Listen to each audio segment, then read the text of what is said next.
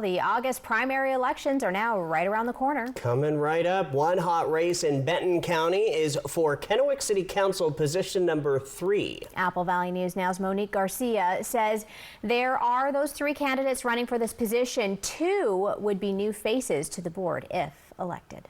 Running for re-election is John Trudeau, and running against him this year are Douglas Perez and Warren Hughes, both local business owners and residents in the city of Kennewick. Ran originally to hold government accountable and to try to do good for this side of town, which is the east side of Kennewick. And the work is not done, but more importantly, accountability is never done. So I'm choosing to do that. And I also think that we have some new issues. Where I currently run my business, so I do have my business running in Kennewick, so I want to have a voice as well. We know that 30% of the population of Kennewick is now Hispanic, and there's not a single representation of the Hispanic community.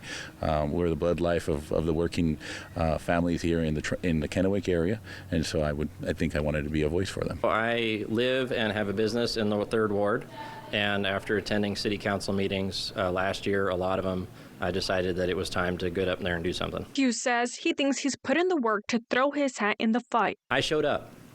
I've been going to a lot of council meetings where I'm the only one that shows up, and there is something to be said for just being in regular attendance and paying attention, and I've taken notes.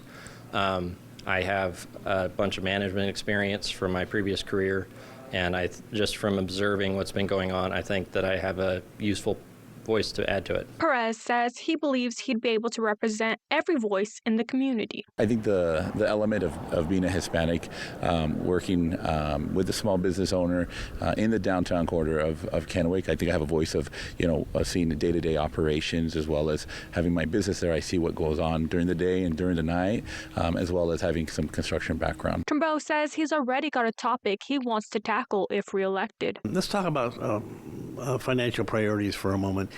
I will be focused very strongly on spending the money for the right things. We have a capacity to have bonded indebtedness up to, it was $183 million, and that's allowed by state law.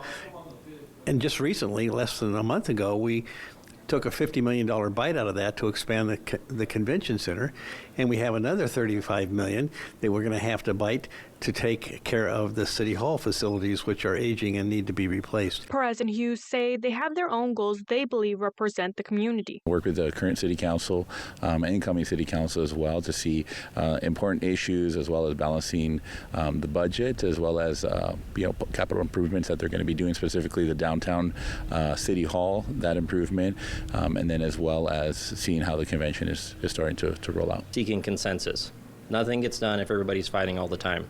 So while I have some goals and visions for things I'd like to do for downtown and the 3rd Ward, I have to balance that with the interests of the other 7 council members, create coalitions, and try and do something productive. Ultimately, our job is to be productive for the citizens of Kennewick. Trudeau also has ideas on how to improve the downtown area. I've been here in Kennewick since the summer of 2000, and I'm telling you, downtown Kennewick is no better off today than it was 25 years ago. And the reason for that hasn't been on the fault of the historic downtown Kennewick partnership or those who've had ideas. It's largely because there are people in downtown Kennewick who have held property there for a long time, and they don't seem to be interested in seeing any change.